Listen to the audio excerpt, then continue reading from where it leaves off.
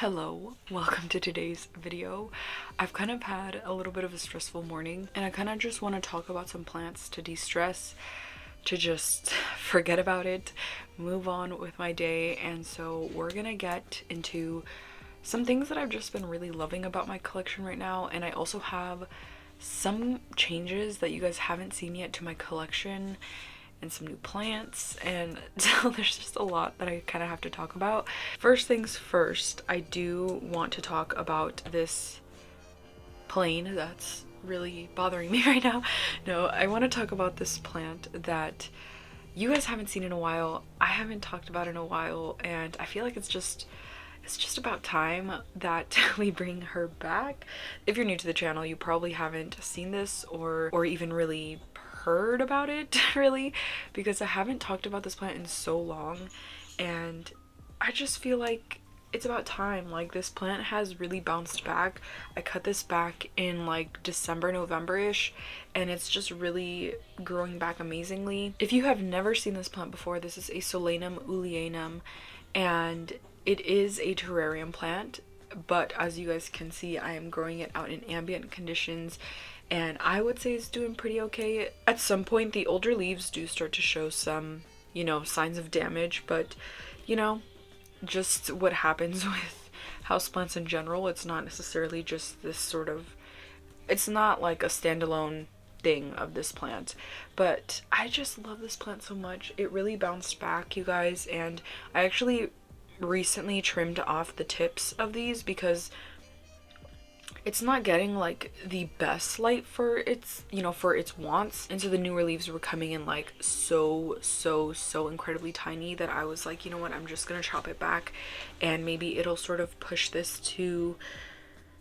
vine in multiple places or just get it to grow fine again. And I just absolutely adore this plant. It's always gonna be one of my favorites. Like, honestly, I can't imagine a world where this isn't on my favorites list, just because I don't know, this plant was on my wish list for a while, and then I got it, and it just has so much vigor, and it's just such a beautiful plant. I think I really appreciate this one as well because it just has such a different growth pattern to, your normal aroids or just any other sort of common houseplant, and I think that really makes it stand out a lot more for me, and it definitely makes me appreciate it with like a display. So yeah, I just wanted to show you guys this one. Isn't she just stunning? Oh my goodness, I adore this one so much. I guess I'll show this one. This is another one that I haven't shown in a while. I remember the last time I showed you guys this one, I was like thinking about getting rid of it. Not anymore. I really adore this plant, and it's just unfurled this new leaf here, and the variegation on it is stunning. Like, I freaking adore it so much. And this plant has just been through hell and back. This plant has seen everything. I've really started to understand it a lot more. I've since moved it into a sphagnum cocoa chunk mix that I am constantly talking about now on this channel. I moved it into that mix, and when I tell you, this thing has not stopped rooting up. Like, there is roots everywhere. Like, I'm not even kidding. There's literally one coming out right there on the top. There's also roots growing down. There's even a root growing literally straight up. Hold on, can you guys even see it? It's right here. Do you guys see that? Literally growing straight up. And this plant just has really sort of been a lot more vigorous. I feel like my experience up until now has been very iffy and very sort of like, I haven't been able to get it to root into the pot. It's always rooted into the moss. It really adores moss like no other plant. It's honestly ridiculous. Just finally getting it to root into something besides moss has really just shown me that this plant is easy. I just wasn't giving it what it wanted. Yeah, that is all that I really have to say about it. Another one that I'm gonna show you guys is my philodendron. My Brazilian rain tree. I almost freaking forgot the name. But the reason I wanted to show you guys this, well, there's two reasons, but the first reason being I got it a new little pot. I actually got this at Goodwill, and it has like this green little glaze on the top half and like this brown sort of, it mixes to like this brown chocolatey deep color, which I really adore, and it came with this, like literally packaged with this inside of it. It's a little saucer for it. It's just so freaking perfect for this plant. And I did move this to no drainage for a little bit.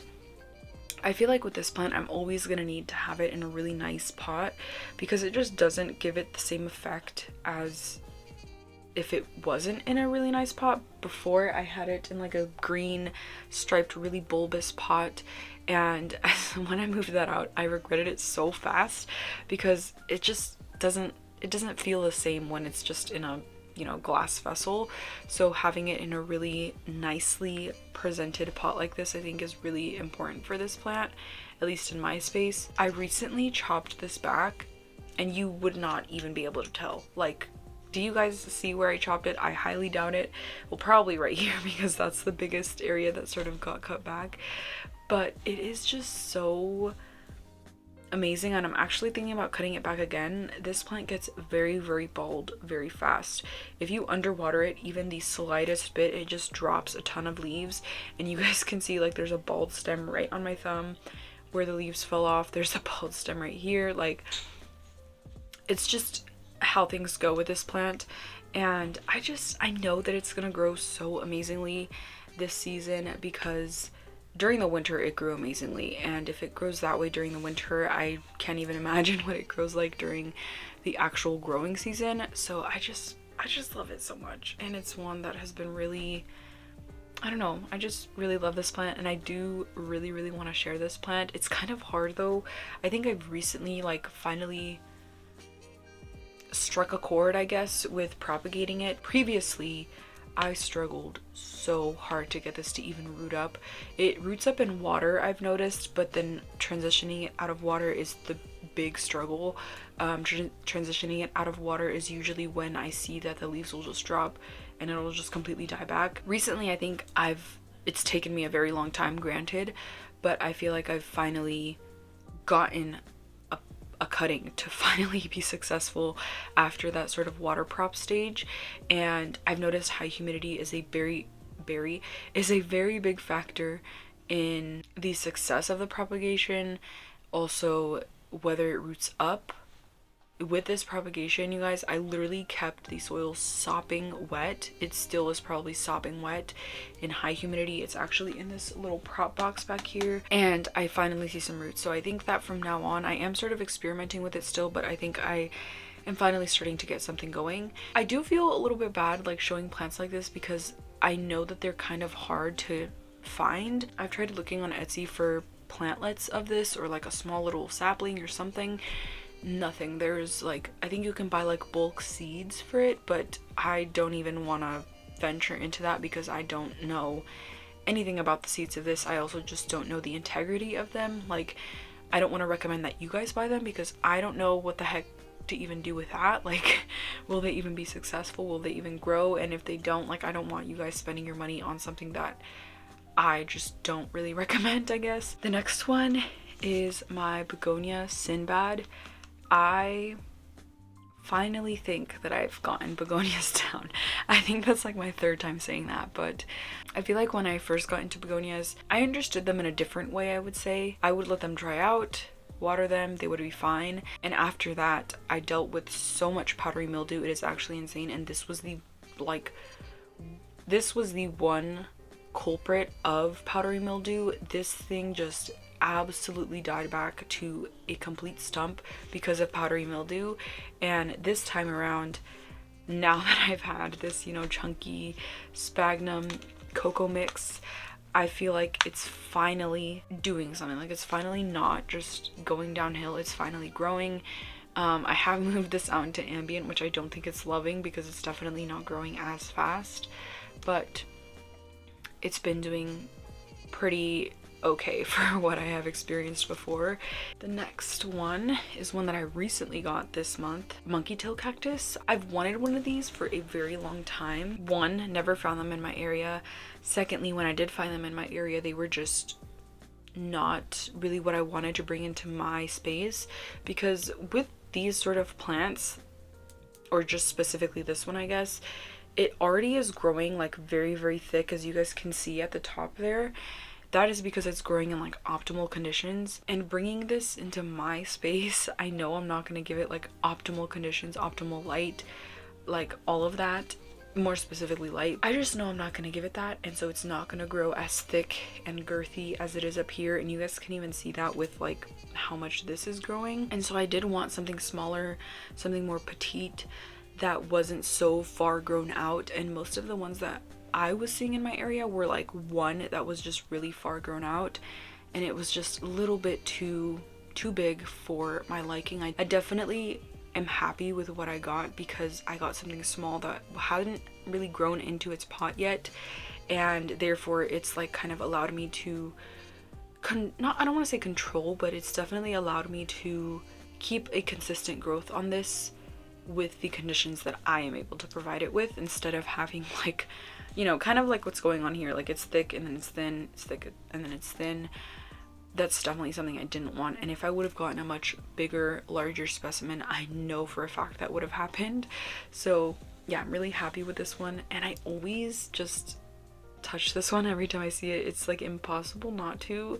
It's just a little furry guy, and he's just so cute. The next plant I want to show you guys is my micans. I have worked so freaking hard for this plant. I have had this for going on a year now. It should be much bigger than this, but honestly, I find micans to be kind of difficult. I think a lot of people can agree when I say that, just because I know propagating is kind of an issue. Repotting is definitely an issue. I've noticed that when you repot micans, you really cannot be aggressive, or else you'll just lose all of the root system, because it's very fragile. But I feel like this time around I know what I'm doing, and I'm really just leaving it the heck alone, and it's been really happy. It definitely still needs to contort its leaves. I have moved my setup a little bit within the last like week or so this hasn't completely, you know, turned its leaves and all of that, but I just love micans so much, and it's a really difficult plant for me to give up on. I've had like 4 of these, and they've just all slowly dwindled down to wet sticks or just completely died. Doing pretty okay. I actually have 2 in here. So there's this like 3-inch pot, and then I have a much smaller like 2-inch pot back here, which I just had 2 micans and then I just put them together because I just have no room right now. Don't want to talk too much about this one, just because I feel like there isn't really much to say besides I've just been really loving it lately. Next on this list, I guess, is my Ripsalis capilliformis, bassifera, whatever you want to call it. But I think the plant with the pot just really sort of does this for me. I got this pot from a local pottery store, and I just absolutely adore this pot, and I just really hope this plant never outgrows it, because I cannot imagine it in anything else. And I envision this like so long and, you know, dangly, trailing, there we go, that's the word I was looking for, and like in this pot for as long as possible. I don't think I would ever want to move it out. This is also a plant that took me so long to understand, and I think I've finally gotten to a place where I feel okay with what I know about this plant, or like care wise, I guess. But yeah, I have this in like straight perlite and pond. I don't have any sort of, I do not treat it like semi-hydro. I do not treat it like semi-hydro. I water this when it is dry, which it takes very long to get completely dry, especially since this has no drainage, but it is still like so happy in here, which just makes me very pleased. Like you guys can see, there's so many like brand new little green tips that are consistently growing. It has gotten so long too. I am thinking of chopping this back just because I do want it to grow like collectively together, I guess, but it is so hard for me to like chop this after like struggling with it for so long, so I've just left it. I'm probably gonna leave it like indefinitely. I don't really care that like all of these are like uneven. I've definitely been also just coming to peek down at this one as well. This is a Ripsalis no ID. I have no clue what this is. I got this from a local plant store as just Ripsalis SP, so if you know anything about where I could find what this plant is, it does have like tri-shaped these aren't stems. I know what they're called, but I can't think of it right now. It's like shaped like a triangle. They get pretty thick, but the ones that have been growing in my care obviously are not going to be as thick. Ripsalis as a whole is a genus that I've really been wanting to get into, and I have been seeing so many in my area, which just also makes me really happy because I don't think, like, Ripsalis wasn't that big before when I was like really, you know, first starting to get into this hobby. The next one on my list is my Alocasia dragon scale. I know she's a tiny little baby right now, but I've just been really loving it because Alocasias in general, I feel like I've really been loving. I finally feel like I get them. I finally feel like I've been able to make them survive in my ambient conditions, but also in here I have my Frydek, which is also just doing amazing, and I just feel grateful for that. It's been a wild freaking ride with Alocasias. It's just been growing so nicely. It's actually given me a new leaf. There's 2 stalks in here, and there's, you know, they're both in caterpillar, and also just the way that the leaves display themselves is very, very nice. The backs are just stunning as well. Like, look at that. Oh my goodness. I also really love watching them root up, so having them in like clear vessels is a must for me because I think I have a little bit of trauma with Alocasias. I'm kind of scared of any little thing that I do wrong is just gonna make them like croak so quickly. So yeah, I am really loving it, and this is one that I definitely wanted to show because it's just so cute. It's so cute. I know it's really small, but we're getting there, okay? We're getting there. I don't know if you guys have noticed, but there isn't many anthuriums on the list right now. That's because, trust me, there is anthuriums on my favorites, but they're all in here. They're literally all in here. So we'll get into that later. The next plant is my Hoya obovata, which I love it so much. I really do.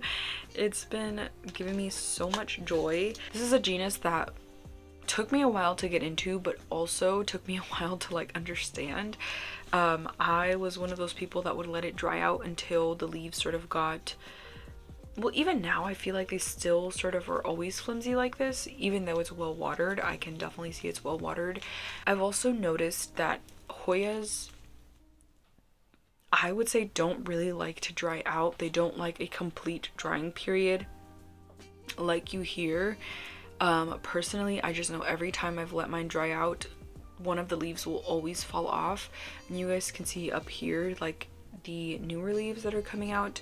If I were to let this dry out completely right now, these 2 leaves would just fall off completely, and that's why on some of these you only see 1 leaf, is because I let it dry out and the other leaf just flicked off. Recently it's actually given me this leaf, which just has this like stunning like ribbing right here, and it literally looks like abs, and I just adore it so much. It's kind of made me and motivated me to check up on this plant, or on like that side of my plant space, and it's just right front face in the center of the plant space. So I really like, as soon as I walk up I just see this leaf and I just see the little shadows, and I'm just constantly looking at it because it's so cool that like this leaf did that. None of the other leaves have that, and I know it's not like a obovata thing, but it's, I don't know, I just love it. I really do. I honestly, if there was a Hoya that like did this consistently, I would totally have that, like in this exact form but with little bumps. It would just be so cool. It's also been growing like crazy. There's a new leaf down here as well. There's 2 vines. I don't even know if you would call these vines, but there's 2 vines in here, and this lower one has definitely taken some time to get going. But yeah, honestly, this plant does take a while to start growing consistently, but once it does, it honestly just really goes off, because this thing was like so small when I first got it, and it took so long to actually grow, and now it's definitely growing. The next plant is another begonia. This is the begonia, oh gosh, what is your name?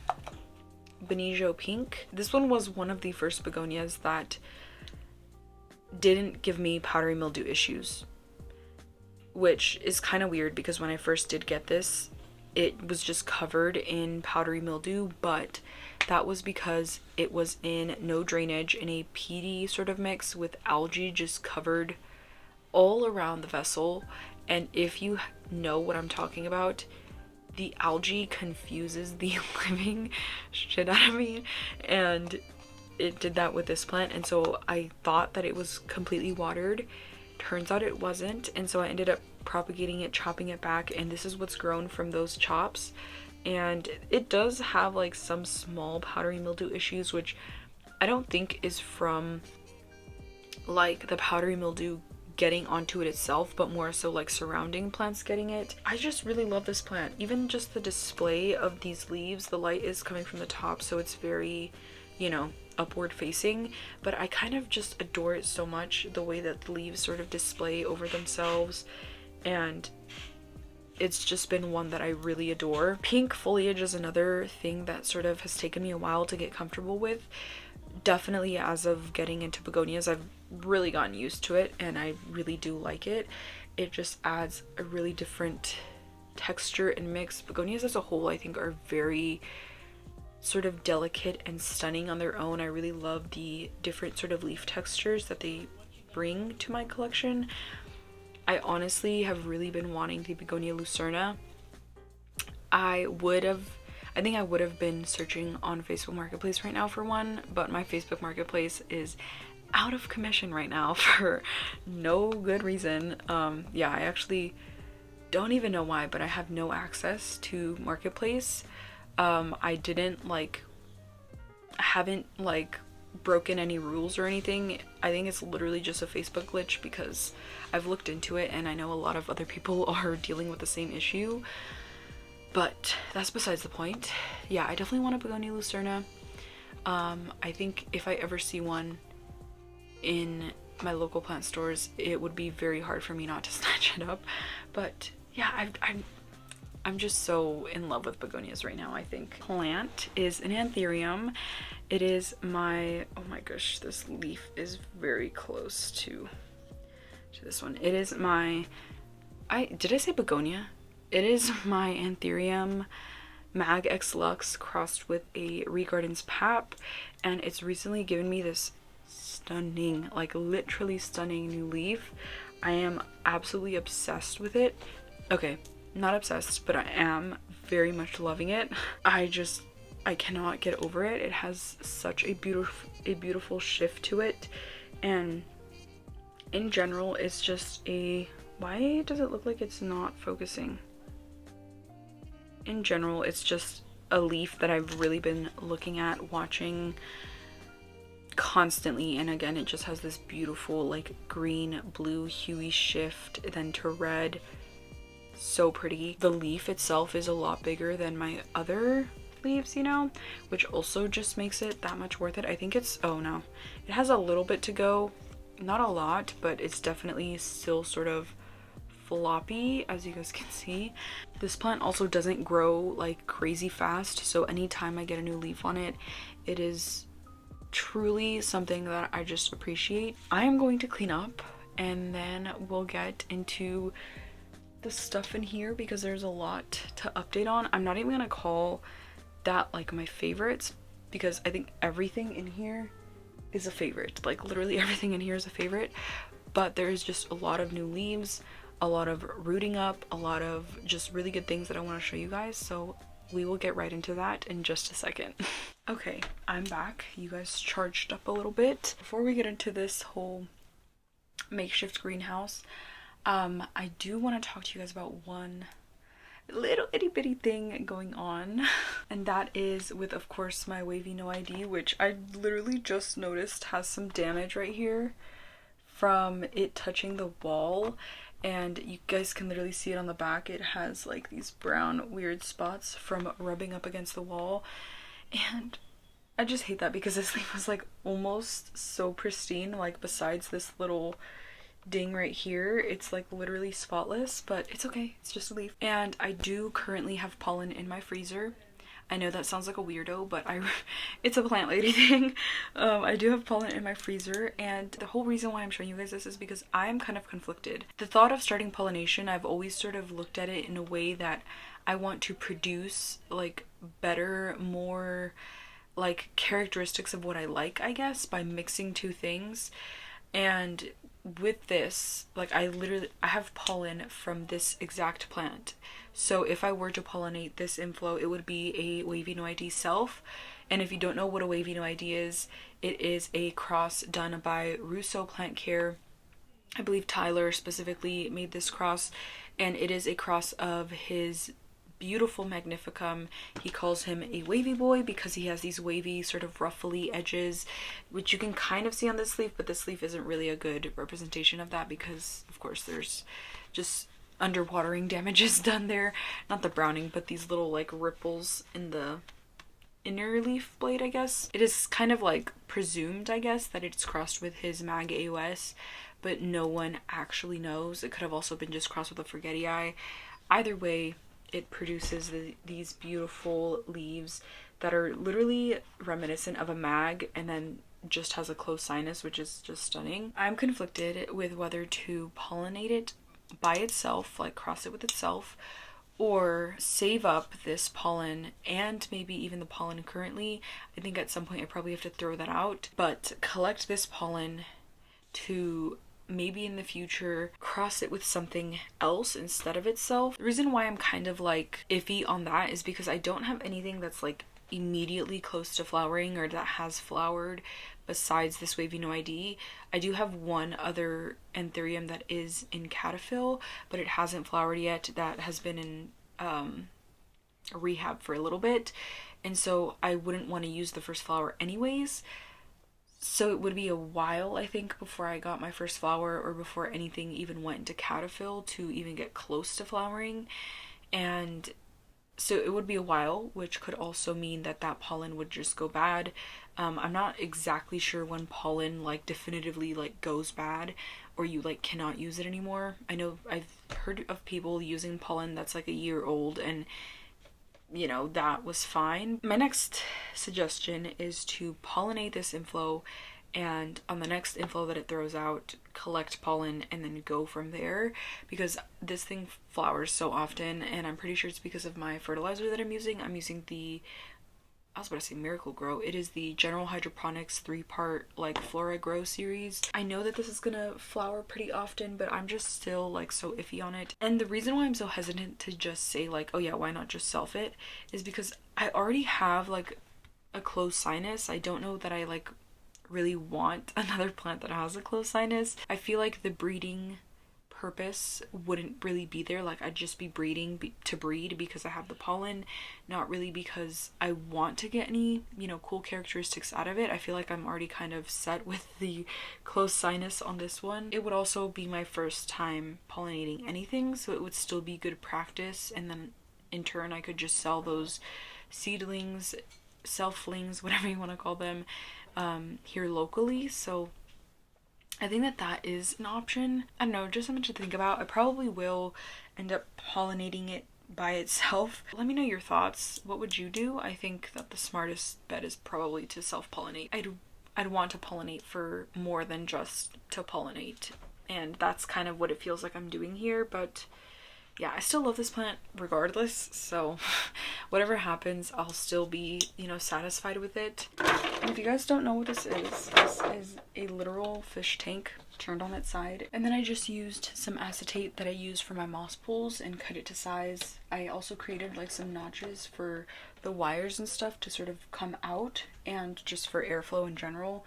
Although this isn't like sealed, I mean, this part is sealed, but this is not sealed anything, so there is always some sort of air exchange, and I open this up pretty often, so there's always some sort of constant airflow. And I think during the summer I'm probably gonna end up leaving this open, because in the summer I definitely get a lot of humidity.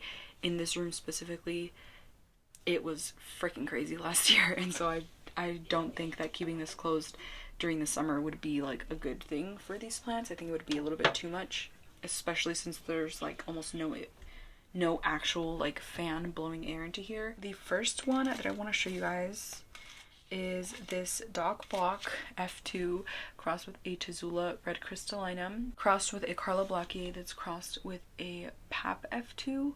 And this plant is one of my absolute favorites. I'm probably gonna say that for all of these, so I need to like tone it down. I think it just has really unique features. This is one of those plants that I think I would really love to cross with the wavy no ID. I think they just have really contrasting features. Like this has almost like little to no veining whatsoever, and compared to like the wavy no ID, which just has like the mag-esque veining. Like just imagine those babies together. I don't know. See, like that is what I guess I am trying to pollinate for or cross or breed for. But this one has been doing really great. I really need to find some taller pots for my anthuriums because they just outgrow these so quickly. You guys can see the like stem right there is just already over the pot, and it's also giving me a new leaf, which this leaf looks like licorice, you guys. Like I feel as if I bit this, it would literally taste like licorice. Not that I'm going to, but I don't know, it just has such a deep color. I don't know what it is with me and anthurium crosses. I usually always end up with really narrow, sharp leaves, which I'm not complaining because I still love that look, but most of the time I feel like I lean very heavily towards the more like puffy, round, like King of Spades, Doriaki sort of esque shaped leaves, and I always just end up with these more sharp ones, which again I don't mind, but it's just quite funny to me, I guess, because I just end up with the opposite. But again, it just makes me appreciate it so much more. I really love this plant. It sits under my Verenas, and it still has this like deep dark color. Like if you compare this with the wavy no ID, it is like drastically different. It is so much deeper and bluer than the wavy no ID. I don't know if the camera will even pick it up. This is a NSC red crystallinum that I got in a trade from my beautiful friend Jen, and I love doing that trade with her. I still to this day will casually like just watch her reaction to unboxing mine. I don't know, it just makes me really happy, and I feel like the reason why it makes me so happy is because I feel like I make these videos and I edit and I post on my channel, but I don't ever really see actual effects on people. Like, yeah, I see comments, I see likes, but that's all sort of like intangible stuff. And so to actually like ship something from here and see it get to someone and see them like record the reaction, put it on the internet too, and just like actually get to see something tangible that I sort of affected on someone is like a really different experience, I guess. And I don't know, it's just like I don't know, it's just nice to see, I guess, because I feel like I'm actually doing something here. Like I'm not just like recording videos and putting them on the internet, you know? But yeah, anyways, I love this plant from her.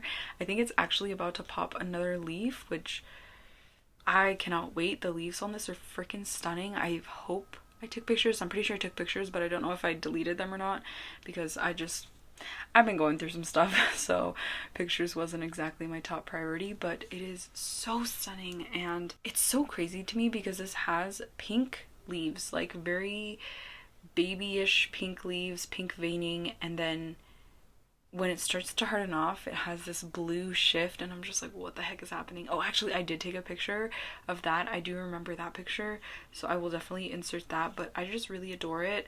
Both of the anthuriums that she sent me have sort of sent me down a red crystallinum rabbit hole. I think my next plant that I'm sort of looking out for is a really chubby, thick-veined specimen, probably from Woohoo Tropicals. They have amazing red crystallinum mother plants, and I would love to have like a seedling or something from them, so I will be looking out for that. But I still just adore this freaking plant so much, you guys. Like, it is genuinely crazy to me, and like the fact that she even sent this to me, I don't know, it's so stunning, and I'm so happy to get this sized up too. I would love to breed this with something.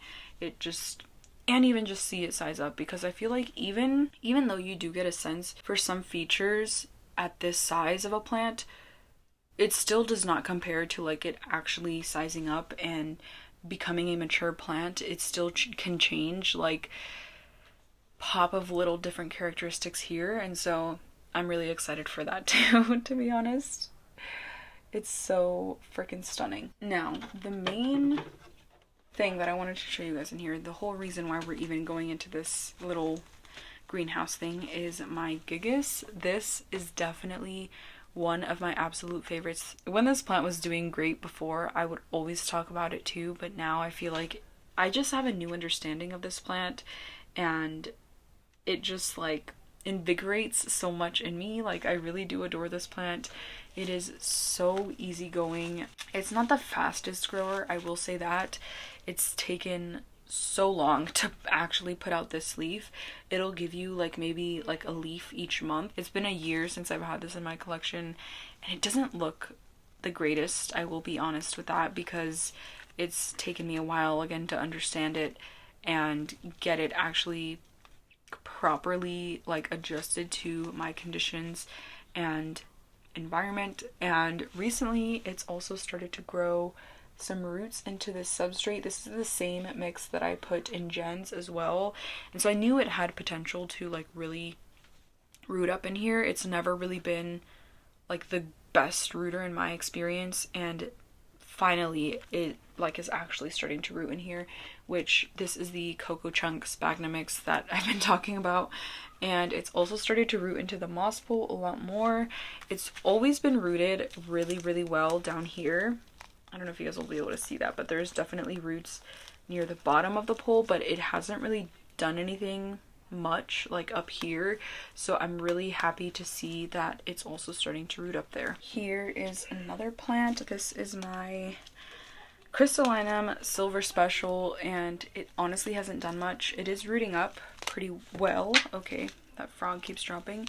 It's rooting up pretty well in here. It's not really growing, it's just here. It is starting to get this weird browning right around this area. I don't know if the camera will really catch it, but there is like a brown spot right here, and I'm not exactly sure why or what is causing that.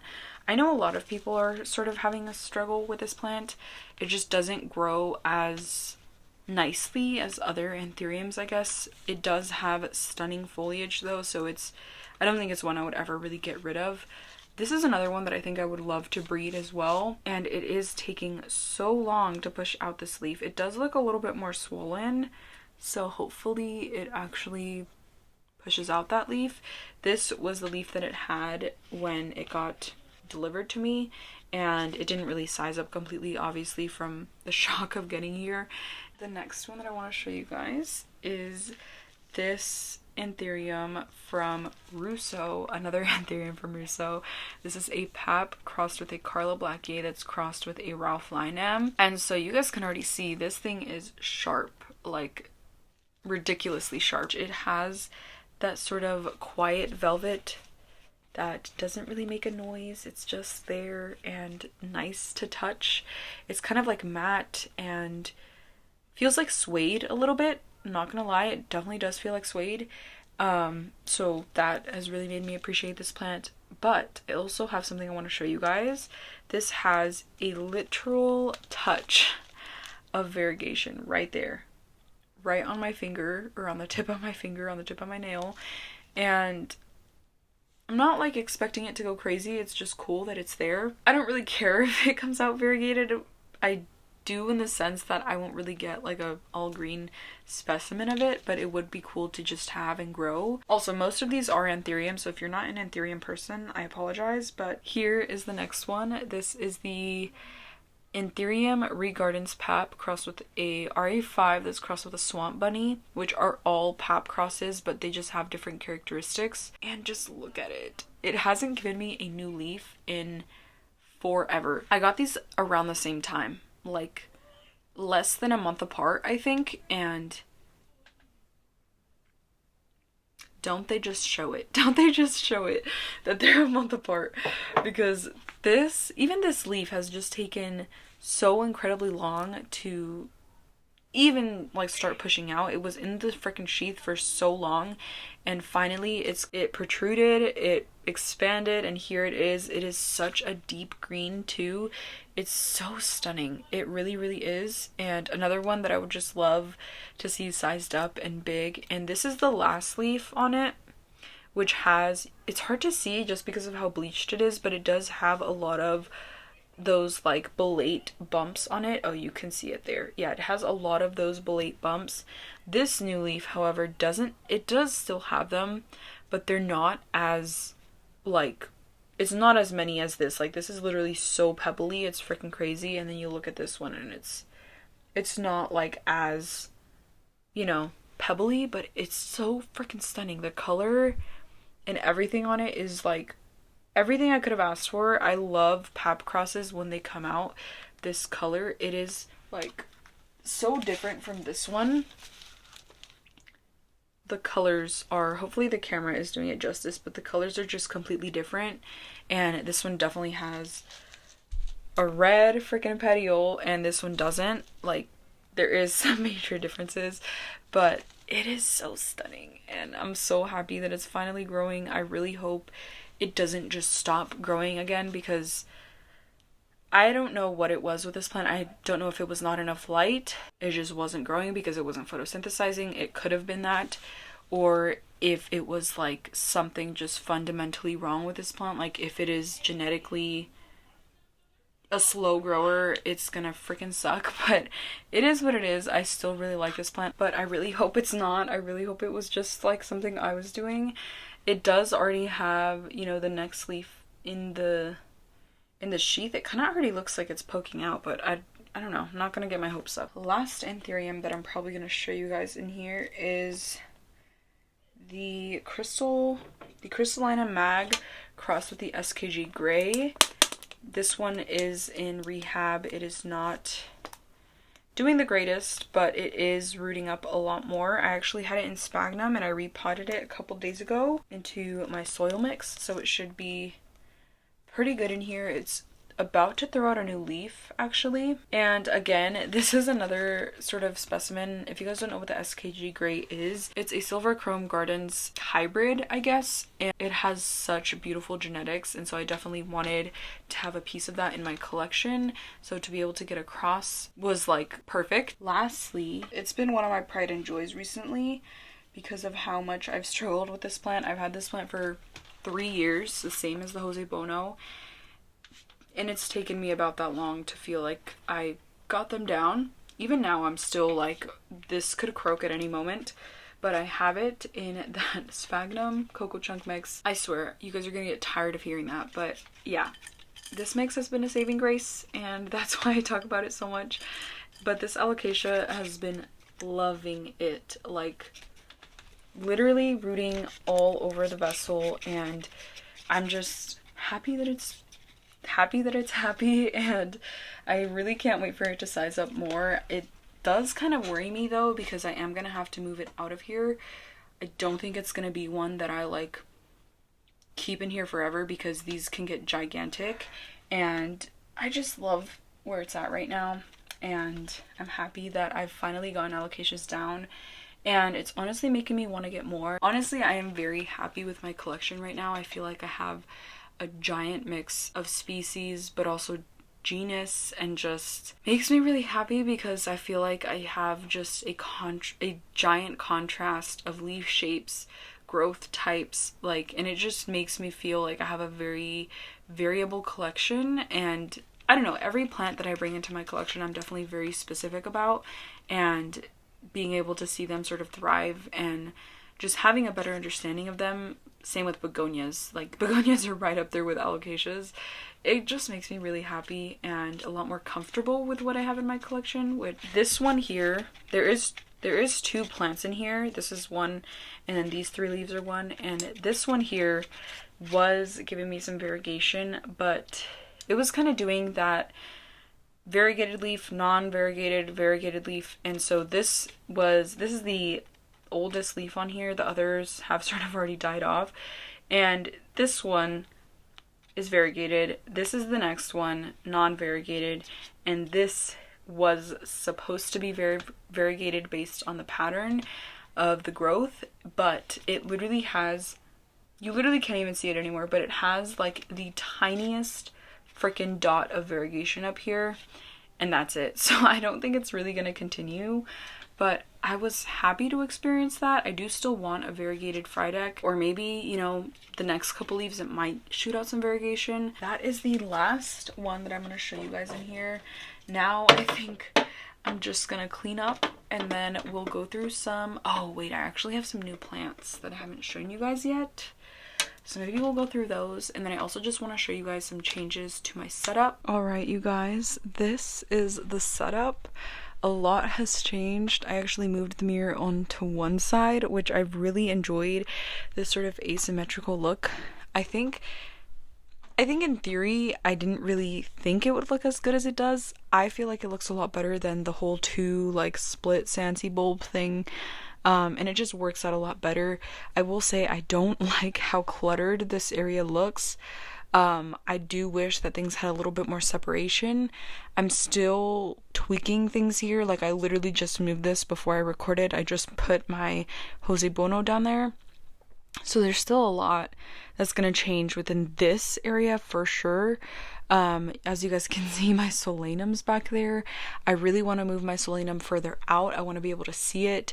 It's also one reason why the growth on it hasn't been the greatest thing ever. I just, in general, I want to fix this area to be a lot better than it is. And I'm thinking that I might move my micans to my window area. I am also thinking about moving my orchid back into an actual pot, so I think it would sort of even things out, because before I had the orchid up here, and adding a third or fourth, that would be a third thing, to this window, I think would have just been a little bit much for me.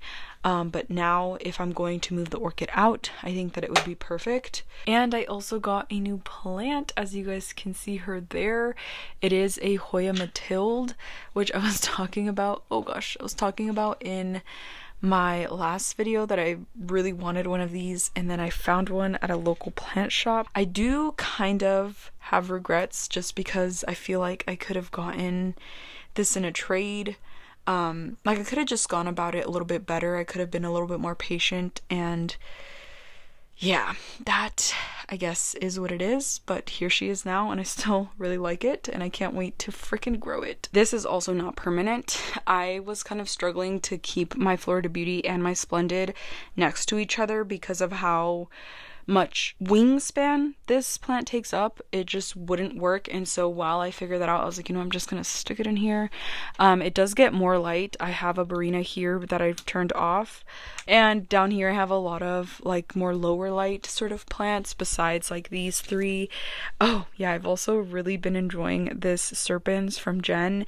It's growing a little freaking vine. I don't know, I just think it's so adorable, and this one I would say has also been one of my favorites just because of its little pot, and I can just imagine this big and trailing in this pot hopefully, but I know at some point it'll probably grow out of this pot, but it is just so cute. I adore it so much. Same with the Chinghungensis. Also growing amazing. This one is actually in no drainage in that cocoa chunk. Yeah, that cocoa chunk sphagnum mix, and I would say it's pretty happy. It's been growing a lot. I love it so much. It's so freaking cute, and I adore it. I do have some updates on this plant. I don't know if you guys will be able to see them. Do you see that right there? That's a little itty bitty berry. And there is more down here, like there's one literally right there. It has started to produce them. It has honestly taken a while. I didn't expect it to take as long as it did, or as long as it is. It's also consistently throwing out more. Like there's two right there, there's another one right there, there's one right here, right there. There's just some everywhere, and I'm really excited to see that and experience them. I don't know if I'll eat them, but we'll see. You know, things can change. And then this area, I don't know that I've shown you guys this. Have I? I think I did. I think in my week of, I showed you guys that I split this differently. So now this isn't, the bottom piece isn't long, it's the top piece. I'm pretty sure I showed you guys that. And down here, I don't really have much. I do have some plants from Jen down here. The Zara, or the Michelle Zara self is back there. Yeah, this area I'm not completely satisfied with. It's still a work in progress as well, but as for updates, I think that that's everything. My window area hasn't changed too much. Oh, I do want to give an update on this really quickly. Oh wait, there is one more thing I have to show you guys as well. This epiphyllum, I'm so confused with. It keeps like having this weird texture. I don't know if you guys see it. Like, it's kind of wrinkly and matte and like dehydrated. Like normally it's supposed to look like this, and it looks like that, you know? And I've already repotted. The roots seem to be doing fine. And I mean, it's growing like a whole bunch of new little fronds. So I don't know what is happening. Like, is it rotting? Is it not rotting? I'm thinking maybe it's just me underwatering, because this does dry out pretty fast, but I assume that stuff like this can kind of handle the underwatering. So I don't know. If you guys are experienced with epiphyllum and you have a clue about what's happening, let me know. I would love to know. See, like down here, it's perfectly fine. It's like back to normal, but it's literally just all of this that's like so weird. I don't know. All right, and the last new plant that I have to show you guys is this Ficus aspera or mosaic fig that I got from Seattle Plant Daddy as well. The tips are actually melting because of the humidity, but this ficus interested me because of its leaf shape. I've never seen a ficus like this, and I know he said it was kind of popular like a while back, that this is like supposedly the elbow of the ficus world. But I have literally never seen this anywhere around me, and so as soon as I saw it, this leaf shape just like really intrigued me. It doesn't have the like most amazing variegation. Some of the leaves do, but overall I've just never seen this plant, and so it really intrigued me, and I snatched it right up. It did come home, and I stuck it in my makeshift greenhouse. A couple days later, I saw that it had spider mites, which I already kind of assumed that this was going to be like a spider mite magnet just because of these leaves, the thinness of them, the shape, like everything. I just already had a feeling, okay? And I stuck it in there. It got spider mites, and luckily nothing else in there got spider mites. I honestly think it was the myco. Like, I kind of have a feeling it was the myco, especially with the Frydek in there. I'm like, how the heck did nothing in here get spider mites? Which, don't get me wrong, I'm grateful, but normally I think everything in there would have gotten attacked so quickly. Granted, it wasn't like a giant infestation, but there was definitely, it was in there for like a good 3 days, so I feel like that's enough time for spider mites to go everywhere. Especially with the Frydek in there. I'm just like still shocked to this day how that didn't get spider mites. With that being said, that is all that I have for you guys today. My throat and voice are starting to hurt, so I think that is where we will leave it. Let me know your thoughts. What are your guys' favorites this month? Do you guys have any plants that are getting you out of weird mental funks? Let me know down below. Please give this a like, comment, subscribe, all of those beautiful, wonderful things. Thank you so much for watching, and I truly hope you enjoyed.